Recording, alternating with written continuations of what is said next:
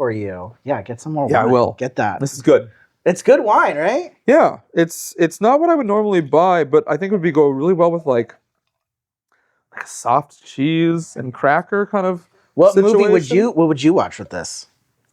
What movie would I watch with this? What would be that film? It feels like a summery or springtime kind of thing. So something that's verdant and warm. Oh, okay. Here, let's do a cheers. Cheers, sir. Cheers.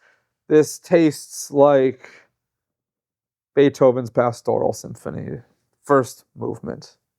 Those opening chords. It's just it's lush and light. And I don't know. It's public domain. You can pipe that in.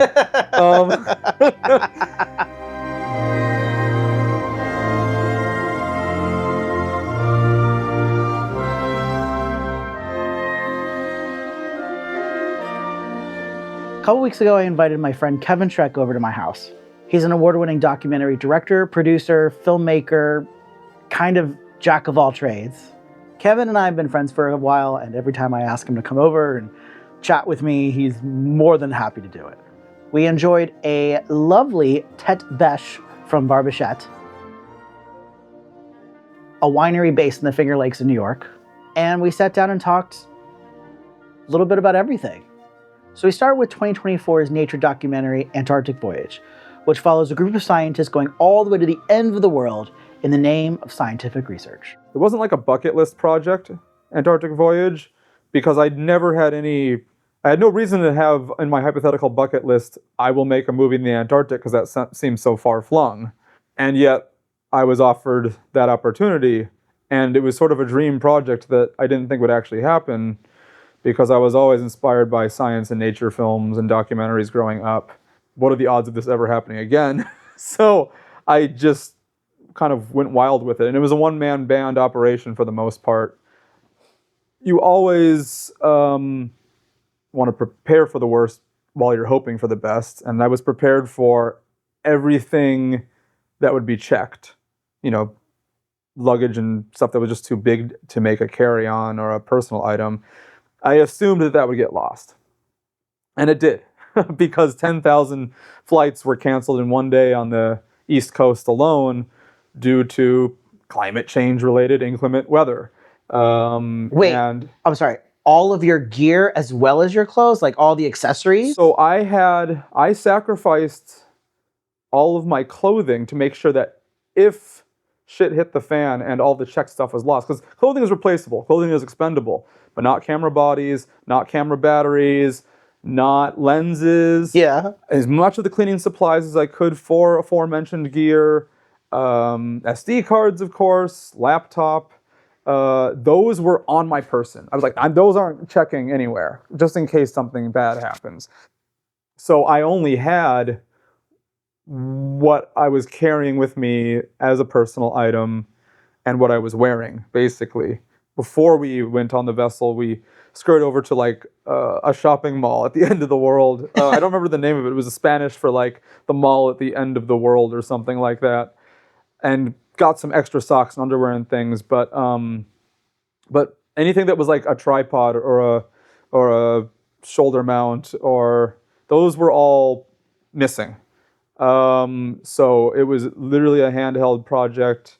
You shot the film without any tripods? Mm-hmm.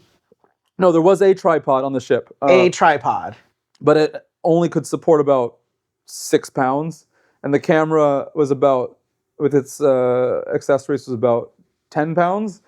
So I could have it there if I was at a good center of gravity, like in the lower decks of the ship, or if I had my hands like this in case it tilted, I could grab it from right or left, depending on how the ship was moving, because it was too precarious. And of course, leaning forward, also being ready for that too. But most of the stuff was literally handheld, yeah. How long were you on the ship for? We were at sea for 4 weeks. Wow. And I hadn't actually lived on a ship before that. I didn't know if I would even get seasick. Did you? I had, on the third day, so the beginning of the voyage is the roughest waters, because one, you're not yet used to it, and two, they are the roughest waters as you're passing outside of South America. It gets smoother as you get into the open ocean. One moment where I got a little bit concerned, sat down, found my center, breathe in, breathe out, and I was good for the whole rest of the ship. Wow. The whole rest of the voyage, thankfully. I can only imagine. I saw it and I was like, the whole time I was like, Yeah. how long was he on this? So here's a question. What is something you wish you had been told when you first started working in film? So preface that did you go to film school? Yeah, I mean, I studied film at Bard, which is not a film exclusive school. It's a liberal arts college, but like they have a great film department, and it's a very DIY, avant-garde, zero budget approach. You're not really going to learn, this is the path you take to be an editor. This is the path you take to be a line producer. This is the path you take to be a cinematographer. The assumption is you're going to be a video artist or an experimental filmmaker or something, or a documentary filmmaker, and you kind of need to wear a lot of hats. And in doing so, you kind of feel like that means you should be self-sufficient because you have to be everything: director, producer, camera, edit, everything. And that is good to have, but I was never really explicitly told, while being self-sufficient, you still should embrace collaboration. And I don't just mean collaboration as in like, okay, I'll scratch your back if you scratch mine, or, give or take. It's like, actually find your people, find your allies, build a base of people that not only do you work well together on location, but that you actually want to see each other thrive and succeed. Like you love their work or at least respect their work, and they love or respect your work, and they want to see you go places, and you want to see them go places, and you're in this together. Sometimes you do work with people just because it's a gig, and that's fine. But it's really important to have a network of people, because we can't all be singular little islands. We should be more of an archipelago of creative people who sometimes, collaborate and work together. And I think that even with something like Antarctic Voyage, when it's mostly my work in production and edit, there was still someone doing final color. There was still someone doing final sound mix. Even a few shots you see are from some of the scientists who just happen to have their smartphones out at the right time and at the right place. I think finding people that you work well with, that you want to see succeed, and that they want to see you succeed, and building community is at least as important as being an adaptable, self-sufficient, resilient jack of all trades. What movie would you choose to watch, and what drink would you pair with it? I like the idea of pairing drinks and food that you see in the film as you are watching the film. Okay, an obvious one would be Sideways. You're going to be imbibing in a lot of Pinot Noir if you're watching Sideways. Okay.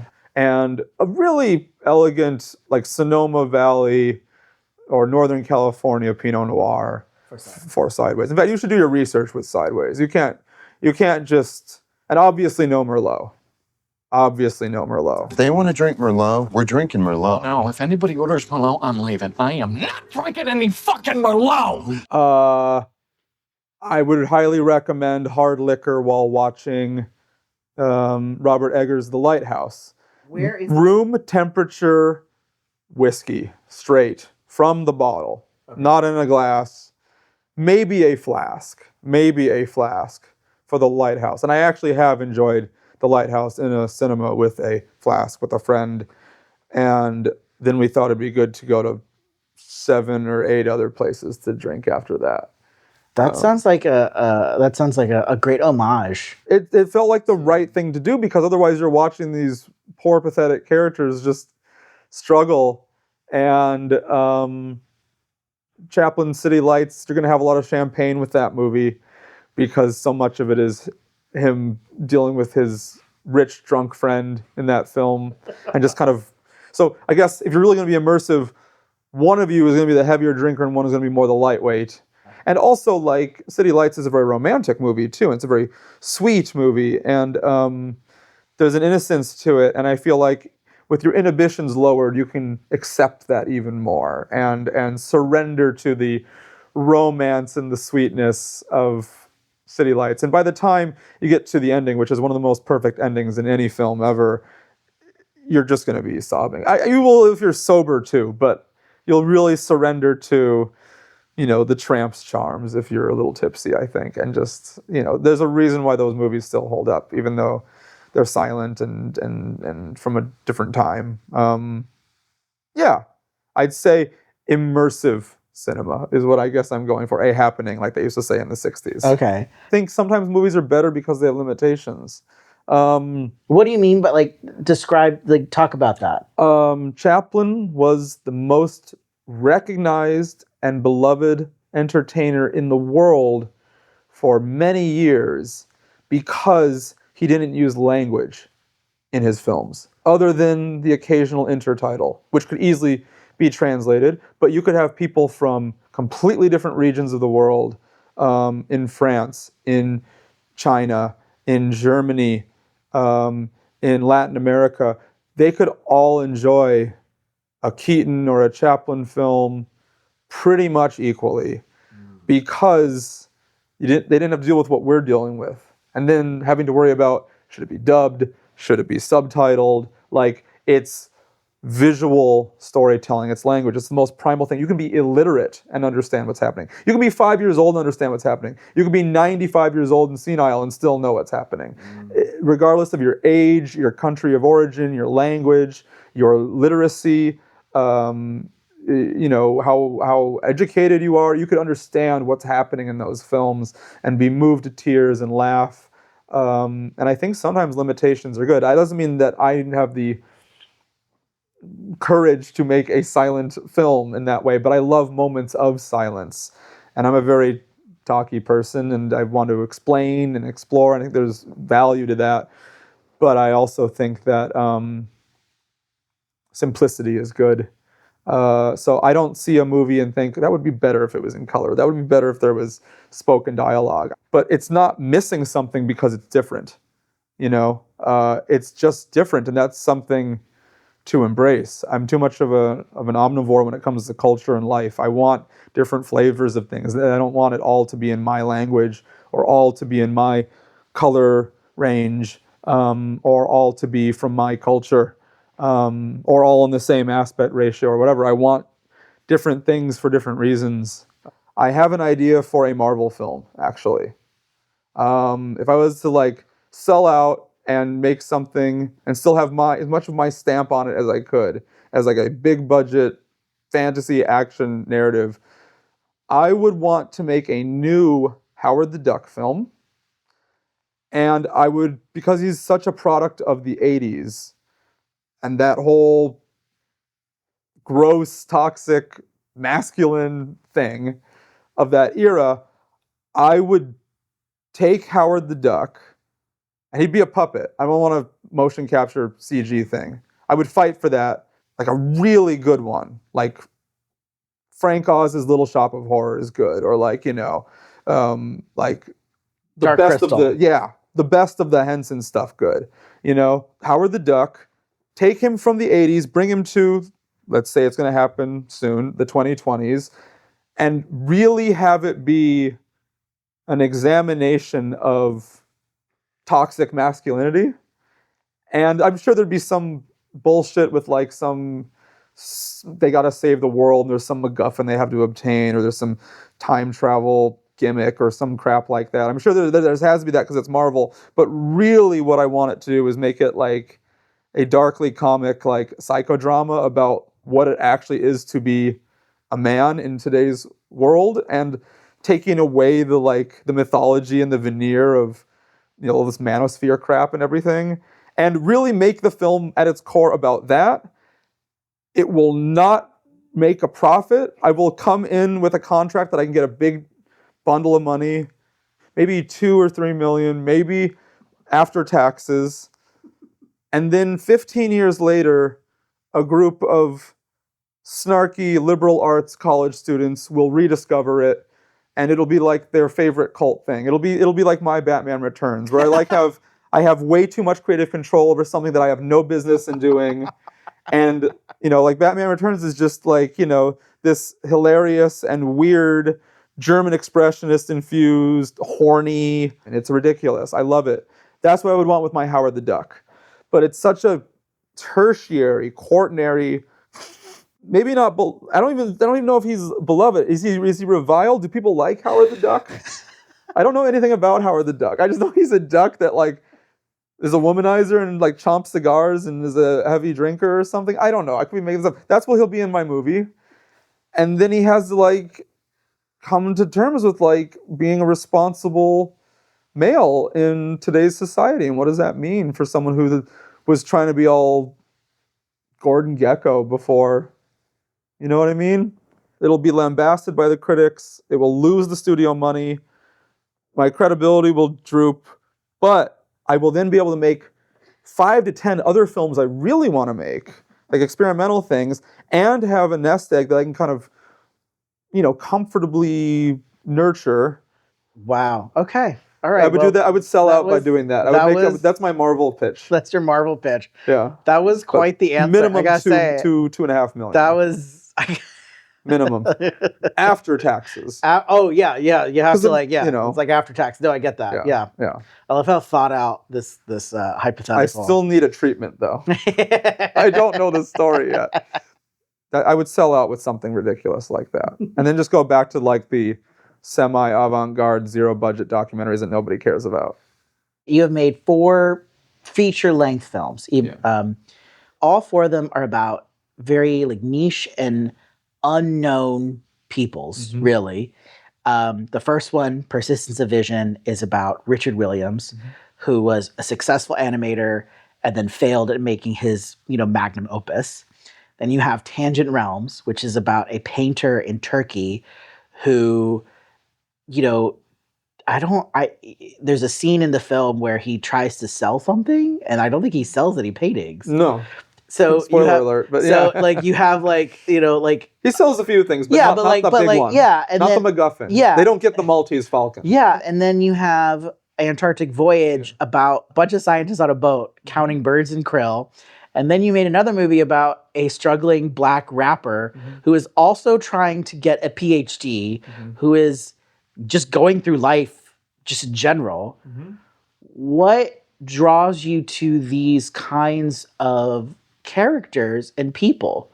Oh, I think for me, it's I'm not interested in boring people. I'm interested in people that also have a zeal, have a passion, have a drive, that maybe are obsessive or maybe their own worst enemy or a little self-destructive or complicated, because I'm not interested in making films that are 90 minutes to 2 hours of hero worship. I'm also not interested in making some sort of a sleazy tabloid that tries to ruin someone's, reputation either. I want to make a really fully fledged 3-dimensional portrait, with the good and the bad and the complicated and the gray all mixed in between. One important aspect about why should this be a movie is sort of like, in the case of like most of the films that I've made have been about artists, and I think sometimes people feel compelled to make a documentary about something just because they like that thing.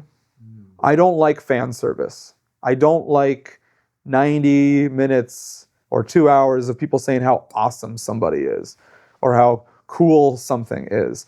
I want to actually get invested in a journey of ambition or struggle or perseverance or setbacks or survival.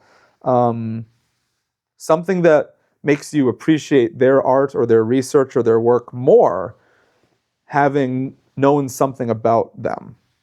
And I guess I gravitate toward more obscure people because there aren't movies about them yet. And who else is going to make them if not me? And for me, it doesn't matter whether they're obscure or not. Maybe that matters to people who care about money, and maybe I should care more about money. But in my humble, albeit snarky opinion, we have plenty of movies about the Beatles. We have plenty of documentaries about JFK and Bob Dylan. I don't think we need any more. We don't.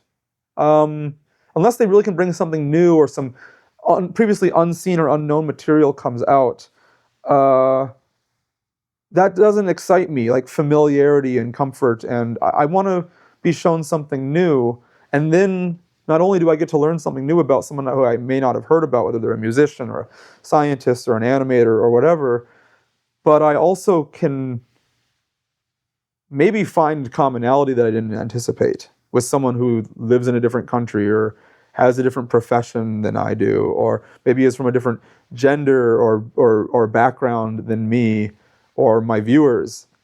They may see someone who looks or speaks or works differently than they do, but I think if the portrait of that person is compelling enough and sincere enough, they'll still see something that they can relate to in it. Do you see yourself in the subjects of your films? Yes. I don't try to, but if I'm going to be making something for a year or 2 years or 7 years or whatever, there needs to be something that I'm personally enamored with and connect to. But I usually don't notice what it is that really made me sink into it until near the end, like maybe in the middle of editing. Sometimes things don't even become apparent until the final mix or the world premiere, actually, where it's like, oh, wow, okay, so that movie I saw when I was like 12, that really stuck with me because that scene reminds me of that thing I saw when I was a youngin' or whatever, or oh yeah, that does relate to how I deal with, say, romantic relationships or this and that. Like I don't usually like enjoy watching my work. It's an educational, instructive process. It's not pleasure for me. But sometimes after years of not touching or seeing one of my films, I might come back to it, maybe with a glass of wine or something, and look at it with semi-fresh eyes and be like, oh, that's why I made that, 5 or 10 years ago, or oh, that's who I was then. And I'm still in some ways that person, but like, I do see myself and my protagonists, whether they are Memo Kozmin or Inongo Lumumba Kasongo or Richard Williams or Samantha and the other scientists on the ship, or even in my forthcoming project, Animation Mavericks, about the people making UPA. It may not be an exact parallel, but I have to relate to them in some ways, even if those are ways that I don't immediately recognize, because I have to care and I have to have empathy for their stories and relate to it in some ways.